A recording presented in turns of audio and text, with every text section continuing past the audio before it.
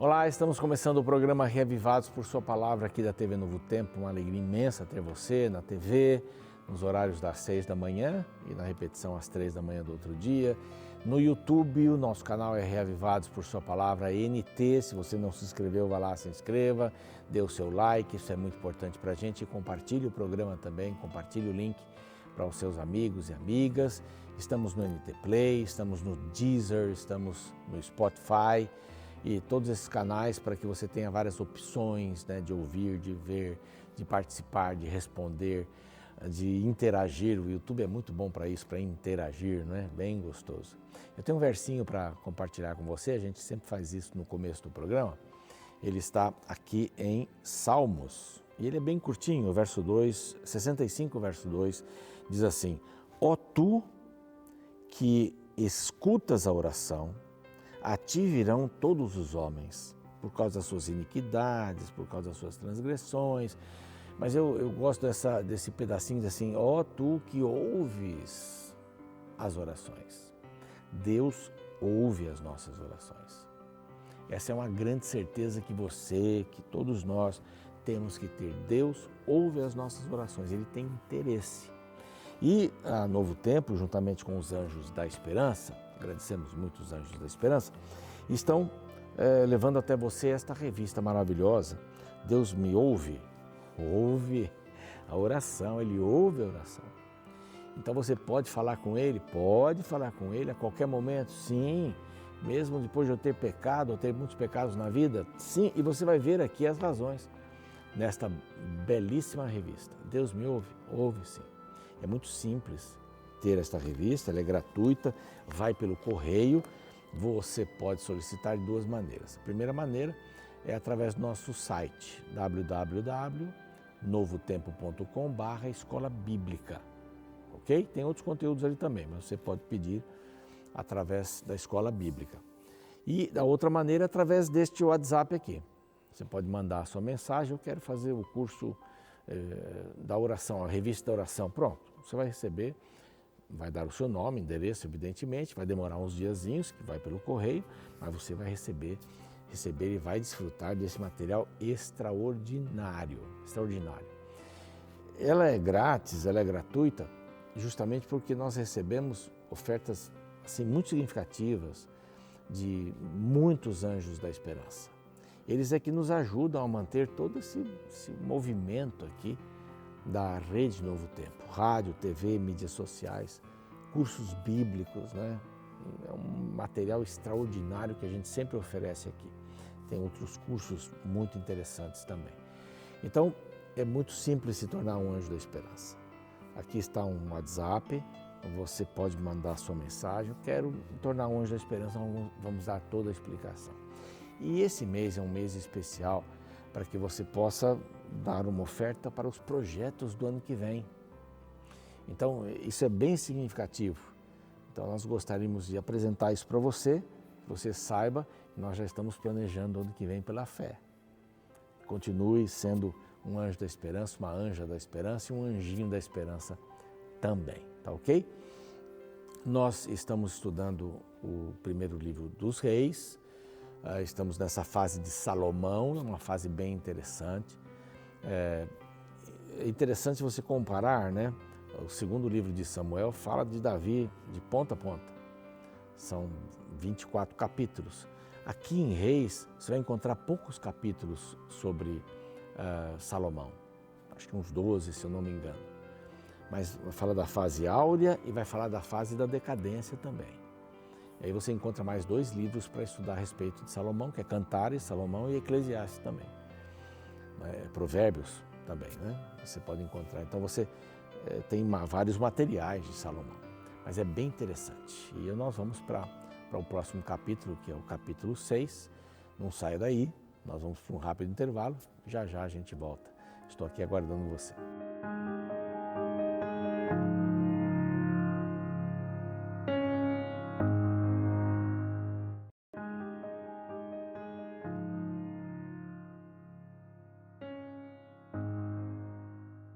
Estamos de volta com o programa Reavivados por Sua Palavra, aqui da TV Novo Tempo. Muito bom que você esteja conosco, estamos felizes em mantermos esta parceria, estudando um capítulo da Bíblia a cada dia. A gente acorda, arruma a cama, estuda a Bíblia e sai para ser Jesus para as pessoas. Esse é o nosso grande objetivo. Nós hoje vamos estudar o capítulo 6, vamos dar só uma olhadinha no capítulo 5. O capítulo 5 é um bloco, começa um bloco aqui no livro de Reis, no primeiro livro de Reis. Era o sonho de Davi sendo realizado. Então Davi queria muito construir o templo. Deus disse, não vai, aqui tem até uma explicação, ele teve muita guerra, teve isso e tal, mas nós estamos em paz, estamos bem agora, nós não temos nenhum inimigo, nós não temos nenhuma adversidade. Então Davi tinha muita coisa, guerra e guerra e guerra, e atrás de outra, e perseguição, e divide o reino, e volta o reino dos 10 e os 2, né? Mas aqui então o sonho de Davi realizado. A primeira parte é a aquisição dos materiais. Ele faz lá o contato com Irão, não é? Fazem um acordo, fazem um contrato. Aí depois ele recruta os trabalhadores. E aí são subtítulos, né? Então ele compra os materiais, recruta os trabalhadores. E agora o capítulo 6, ele vai ter um tema geral. Depois do capítulo 7, outro tema geral, porque às vezes acontece no meio do capítulo, construção do templo. Então ele está dividido em 3 partes aqui praticamente. A primeira parte é a estrutura externa, a explicação da estrutura externa do templo. Depois, vamos dizer, a terceira parte já seria a estrutura interna. E no meio dessas duas vem aqui uma mensagem divina. Deus começou a relembrar, ou começa a relembrar, não aqui, mas já anteriormente, nos capítulos anteriores, ele começa a relembrar, escuta, vai dar tudo certo se vocês andarem nos meus caminhos, se vocês guardarem os meus estatutos. Então vamos lá, vamos tentar colocar uma outra ilustração, só para a gente ter uma visão aqui. Bom, quando a Bíblia fala aqui dos côvados, tem 2 medidas de côvado, a curta e a longa, né? A curta tem 46, 47 centímetros e a longa tem 55 centímetros. O templo foi construído com a curta, então 46, 47 centímetros. Se você quiser fazer uma conta bem fácil, não vai ficar muito longe do que era, é metade, né? Quando fala em 10 côvados, 5 metros. E assim por diante. Mais ou menos a gente joga por aí. Você pode colocar 31, tal, né? Para 60 côvados, alguma coisa nesse sentido. Bom, ele vai dar as medidas aqui, a parte externa. Aqui a preocupação é em referência às medidas. Então, medidas em côvados, mais ou menos aí metade, ou 0,5, né? Metros, sempre a metade, ou 0,5 centímetros, né? Isso que eu queria dizer. Então, primeiro, a estrutura externa, ele estabelece o tempo em que começa isso. No ano 480 de que os filhos de Israel saíram do Egito, então 480 anos depois que o povo sai do Egito, a construção do templo começa. E foi no 4º ano do reinado de Salomão. Então ele estabelece bem um tempo aqui para a gente, aqueles que quiserem entrar em detalhes, né? Mais detalhes. Então, verso 2, a casa do rei Salomão, a casa que o rei Salomão edificou ao Senhor e aí começam algumas medidas por aqui. Então, vamos dar uma olhadinha aqui num mapinha. Tem um mapa aqui, eu vou pedir que apresentem agora aí para gente. É bem rapidinho, está em inglês aqui, mas não tem problema. Dá para a gente entender bem essa questão. Você está vendo no cantinho esquerdo superior, o norte, sul, leste, oeste, ok? Aí, era esta a geografia em que o templo de Salomão, que tinha mais ou menos o tamanho de um campo de futebol, mais ou menos, né? Toda essa parte aí. Então, era diferente do templo do tabernáculo, por aí. Tinham várias escadas para se entrar, tem uma parte vermelha aí, que é o altar de bronze, depois tem ali uma grande bacia, para as pessoas se lavarem, isso sempre acontecia. Na entrada, a gente encontra Boaz e Jacim, que eram 2 torres, depois nós vamos ver isso direitinho. Fora, tinham, aí você vê 5 pontos coloridos embaixo e em cima, eram grandes reservatórios também, para que eles pudessem lavar, etc. Tinha rodas, a gente vai ver isso depois. Os candelabros, que no tabernáculo anterior, era um tabernáculo só, aqui são 5 de cada lado, são 10. Então tem o altar do incenso também. E essa parte aqui, lilás, é a divisão do santo, é a divisão do santíssimo. A parte branca é do santo e lá do santíssimo, onde estavam a arca, tinha 2 querubins, nós vamos ver daqui a pouquinho. Só para você se estabelecer aqui dentro desse quadro, né? A gente está voltando aqui. A casa toda tinha 31 metros de comprimento e 10 metros e meio de largura. Então, essa era a construção da casa total. E tinha 15 metros de altura, era bem alto o templo de Salomão. Então, 30 metros de comprimento, uns 10 metros mais ou menos de largura e uns 15 metros de altura. O pórtico, que era uma parte bem importante, aqui vão aparecer as medidas, né? A casa, o pórtico e tal, ele era de 10 por 10 e a profundidade dele de 5 metros. Não era tão grande, se você for imaginar, assim, 10 metros, 30 metros, não era uma coisa assim descomunal, enorme, etc. Mas era alguma coisa bastante discreta, mas ele desenvolveu isso e colocou muito ouro, muitas pedras preciosas. Era um local que ele queria representar assim, para Deus é o melhor. Sempre para Deus vai ser o melhor. Então ele fala da casa, do pórtico, depois tem aqui um hiato que ele vai dar uma mensagem de Deus para ele. Tem uma mensagem de Deus para ele. Vai falar do lugar santo, do lugar santíssimo. Vai falar sobre os 2 querubins que estavam não na arca, mas estavam dentro do santíssimo. Vai falar das paredes, é mais ou menos por aí, né? Das pedras que foram lavradas.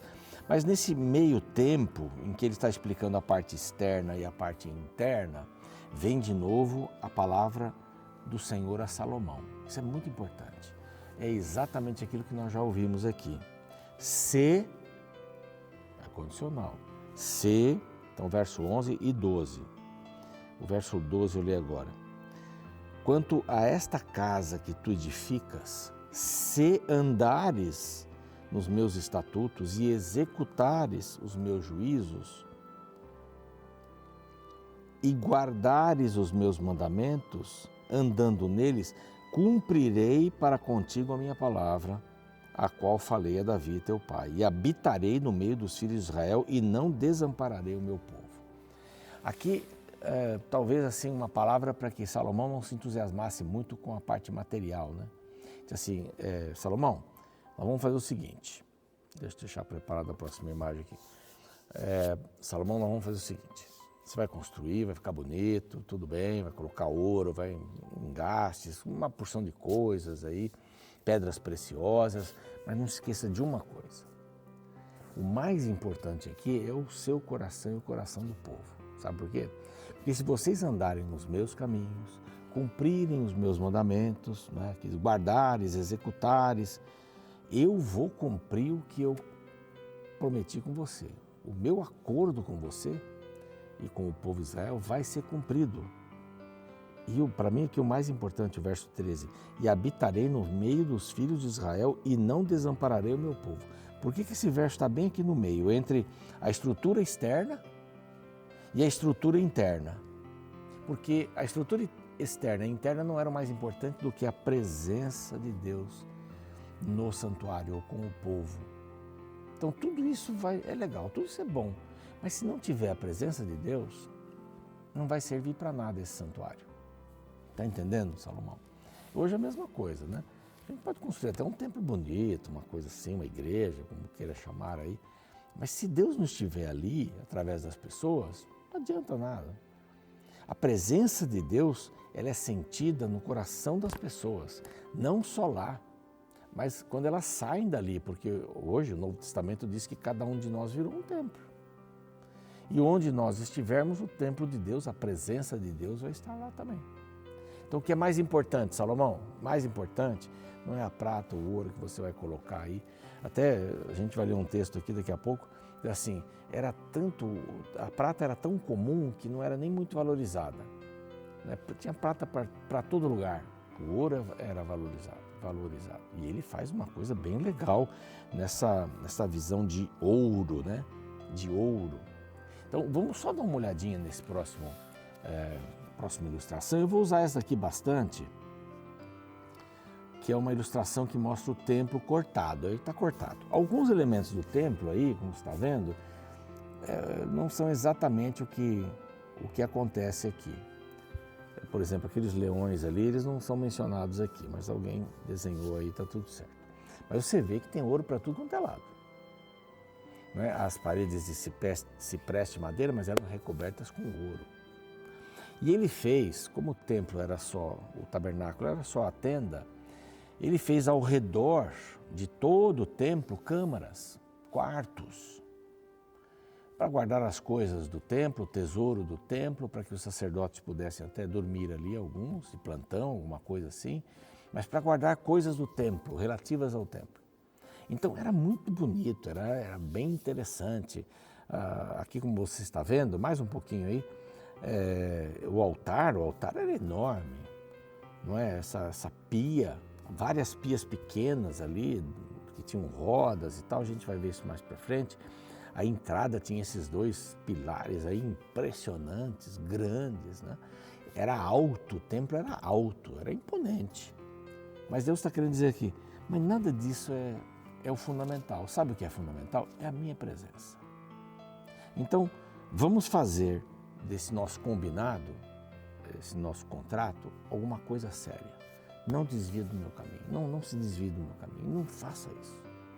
Porque senão não vou estar presente. Quando você se desvia do meu caminho, você me tira da sua vida. Eu estou ali, disposto a voltar a qualquer momento. Mas você me tira no seguinte sentido, eu não quero ouvi-lo, eu não quero segui-lo, eu não quero guardar as suas palavras, os seus mandamentos, eu não quero fazer nada disso. Então, né, isso só para a gente ter uma ideia, já vimos aí um pouquinho o tabernáculo, que era uma coisa impressionante, né? O Santo e o Santíssimo, né? O Santíssimo era o local onde ainda o sumo sacerdote ia uma vez por ano. A mesma sequência, o mesmo proceder do tabernáculo. Verso 22 aqui, que é bem interessante, assim cobriu de ouro toda a casa inteiramente e também todo o altar que estava diante do Santo dos Santos. Quer dizer, o próprio altar, ou aquilo que vem antes do Santo dos Santos, também era tudo de ouro. Então, a questão interna era toda de ouro. Era uma coisa impressionante. Aí tem 2 querubins no Santíssimo. Isso eu quero mostrar aqui, porque é uma imagem bastante interessante. Deixa eu ver aqui. Pronto. Está aqui. Os 2 querubins, eles eram grandes. As asas deles formavam 5 metros, de uma ponta a outra, 2,5 para cada asa. Os 2 cobriam o próprio tabernáculo, aliás, a própria arca, que tinha lá 2 anjos também. Não é uma coisa impressionante? E o sumo sacerdote entrava ali com o incenso, né? Dentro desse lugar. Então era um lugar imenso, era alto, era grande. Ele tinha toda essa divisão. Só para a gente ter uma ideiazinha aqui, a gente coloca isso, né? Bom, então tem lá os querubins, as paredes são ornamentadas com anjos, com querubins. Então era um negócio de um porte maravilhoso. 37 o verso. No ano 4 se pôs o fundamento da casa do Senhor, no mês de Zive. No ano 10º, 7 anos depois, se acabou esta casa com todas as suas dependências. E Salomão levou 7 anos para construir esta casa. Isso que nós vimos aí. Impressionante, 7 anos. Mas tudo bem, gastou tempo, gastou materiais de primeira, muito ouro, está tudo certo. Mas a presença do Senhor é que fazia toda a diferença naquele templo. Então não adianta ter coisas muito elaboradas se o Senhor não estiver ali. O Senhor vai nos ajudar a termos coisas bem elaboradas, mas não adianta fazer nada sem o Senhor. A vida sem o Senhor não tem sentido. Um casamento sem o Senhor não tem sentido. Uma empresa sem o Senhor não tem sentido. Todas as quintas-feiras eu vou a um escritório de advocacia. Um abraço para o meu amigo Cleiton Casal, um baita de um escritório de advocacia lá em São Bernardo. E ele diz que a gente vai subir para o monte, né? Ele convida alguns funcionários, sempre, toda quinta-feira, para a gente falar sobre a Bíblia e orar. É um momento super especial. Qualquer negócio que você tenha, coloque Deus no meio também. Ponha-o como seu sócio. Um namoro sem Deus não funciona. Coloque Deus no centro, em tudo que você for fazer, tá bom? Vamos orar? Pai querido, somos gratos aí pelas informações que recebemos na Bíblia, desse templo maravilhoso, lindo, formidável, cheio de ouro, que representava o desejo de Salomão dizer, Deus merece o melhor. Mas que bom que no meio de toda essa jornada aqui, aparece esse texto e a fala de Deus, do Senhor, dizendo, eu sou o principal. Se você não me colocar no centro da sua vida, eu não posso morar com você. Então que possamos tomar essa decisão e colocar-te, Senhor, como o primeiro em tudo que formos fazer. Em nome de Jesus, amém. O programa segue, a gente fica por aqui e amanhã vamos estar juntos com o capítulo 7. Existem duas visões sobre a existência de Deus que são bem parecidas, o teísmo e o deísmo. Ambos acreditam na existência de Deus, porém existe uma diferença que os separam. O teísmo acredita que Deus criou tudo e que ele se envolve com sua criação. O deísmo, por outro lado, embora acredite que Deus é o criador de tudo, ele nega o envolvimento dele com suas criaturas.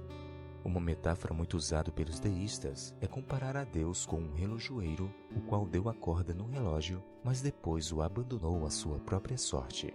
Na visão deísta, Deus não se importa com o que acontece neste mundo. Nós estamos sozinhos e não podemos contar com a presença do Criador. Porém, o deísmo vai na contramão da forma com que Deus se revela na Bíblia.